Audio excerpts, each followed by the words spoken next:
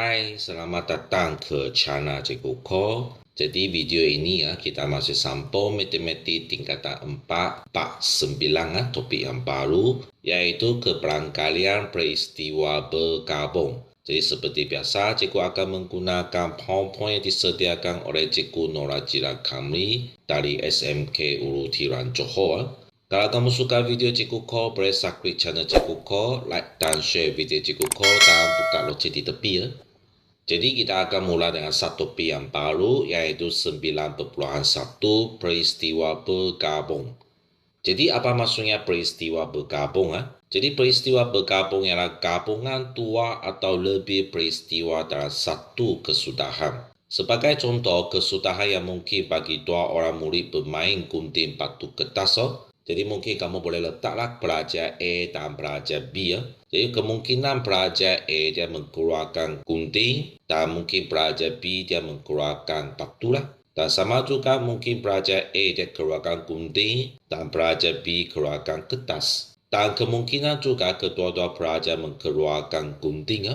Seterusnya kemungkinan juga pelajar A keluarkan batu, pelajar B keluarkan gunting. Ataupun kemungkinan pelajar A keluarkan batu dan pelajar B keluarkan kertas. Dan kemungkinan juga kedua-dua pelajar mengeluarkan batu. Dan seterusnya sama juga kemungkinan pelajar A keluarkan kertas, pelajar B keluarkan gunting. Ataupun pelajar A keluarkan kertas, pelajar B keluarkan batu. Ataupun kedua-dua pelajar keluarkan kertas. Maksudnya kesudahan yang mungkin berlaku, asalkan dia ada sedikit peluang akan berlaku. Jadi kamu akan tulis keluar kesudahan yang mungkin berlaku itu. Sebab itu peristiwa bergabung boleh terhasil daripada satu atau lebih eksperimen. Maksudnya kalau di sini hanya seorang pelajar, jadi kamu hanya mempunyai 3 kesudahan sahaja, yaitu gunting, batu dan kertas. Tetapi apabila gabungan dua orang pelajar ini bermain gunting batu kertas, jadi kesudahan dia bukan lagi 3, kesudahan dia akan melebihi 3 jawapan.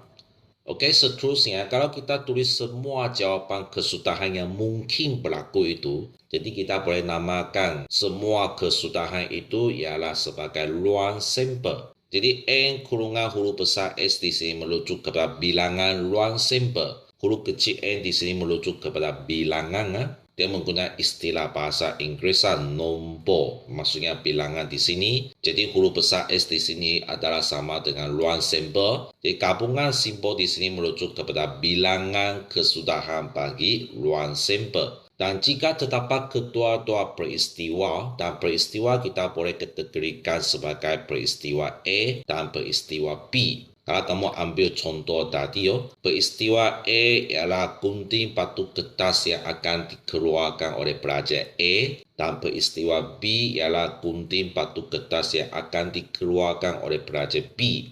Jadi simbol yang diwakili oleh huruf kecil N lepas itu kurungan huruf besar A di sini adalah bermaksudnya bilangan kesudahan bagi peristiwa A.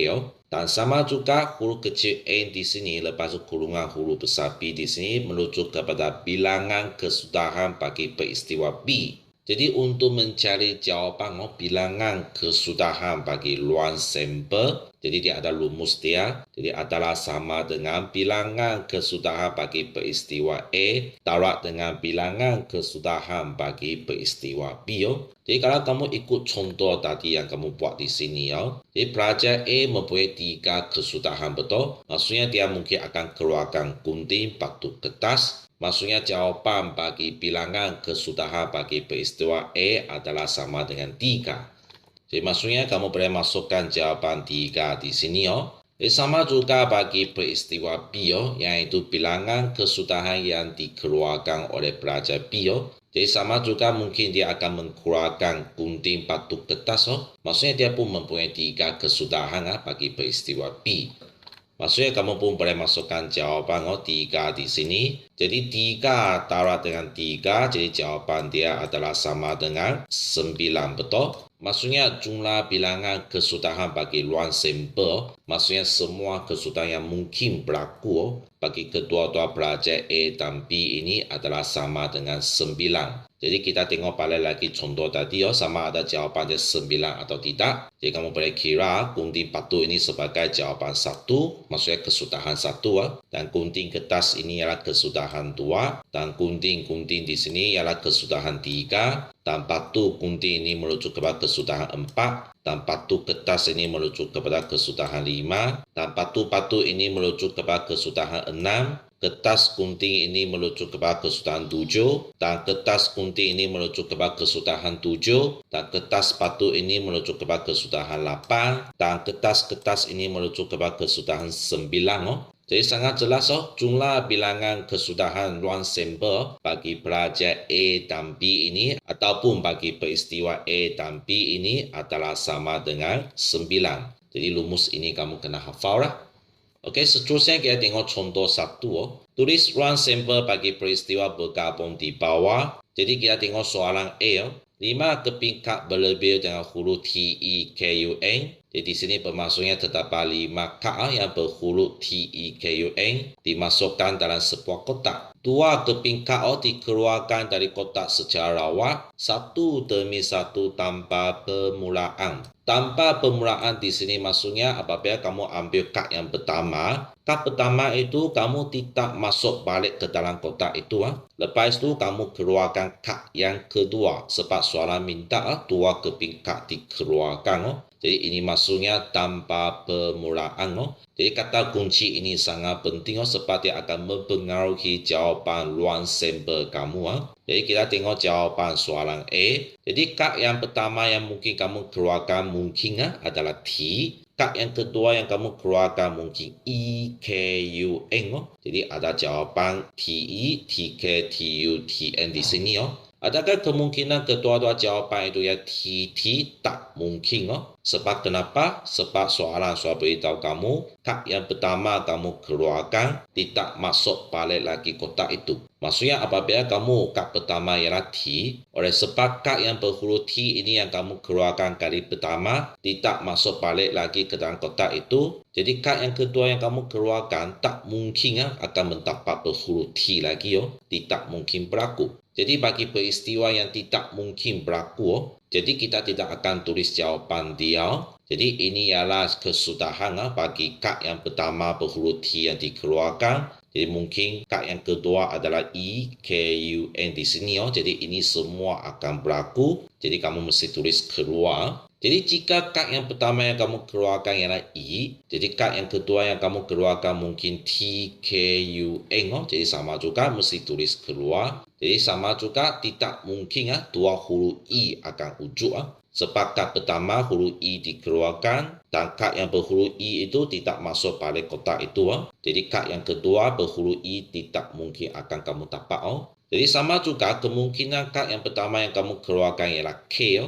Jadi kemungkinan kad yang kedua yang kamu dapat ialah T, E, U, N. Jadi jawapan mesti tulis keluar. Jadi seterusnya sama juga kalau kad yang pertama ialah huruf U dikeluarkan. Jadi kad yang kedua yang berhuruf T, E, K, N akan kamu dapatlah. Ini yang mungkin berlaku mesti tulis keluar. Dan yang terakhir sama juga kalau kad yang pertama ialah huruf N yang kamu dapat. Jadi kemungkinan kad yang kedua yang berhuruf T, E, K, U akan kamu dapatlah. Jadi ini yang mungkin berlaku, jadi kamu kena tulis keluar. Jadi kalau kamu perhatikan jawapan yang kamu tulis di sini, kedua-dua kad yang berhuruf sama tidak mungkin kamu akan dapat. Sebab kad yang pertama tidak masuk balik lagi ke dalam kotak. Jadi ini adalah jawapan ruang sampel bagi soalan A di sinilah. Kalau soalan ini berubah, jika kad yang pertama kamu keluarkan atau masuk balik lagi ke dalam kotak itu, jadi maksudnya kemungkinan berlaku ialah kedua-dua kad itu ialah berhuruf sama. Ini mungkin berlaku. Sebab itu syarat-syarat yang diberi oleh soalan kamu mesti baca dengan teliti. Jadi seterusnya kita tengok soalan B.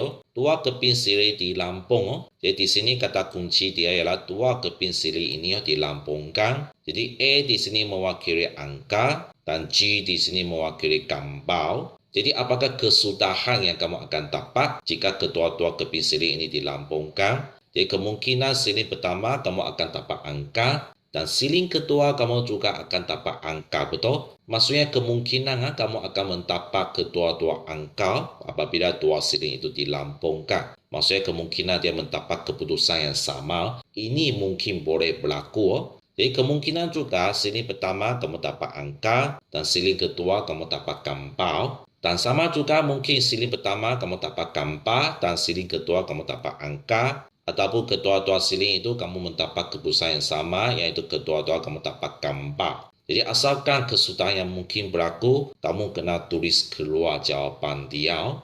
Jadi video ini sampai sini saja. Kalau kamu suka video Cikgu Ko, subscribe channel Cikgu Ko, like dan share video Cikgu Ko, dan buka lonceng di tepi ya. Dan kita jumpa lagi pada video yang seterusnya. Bye-bye.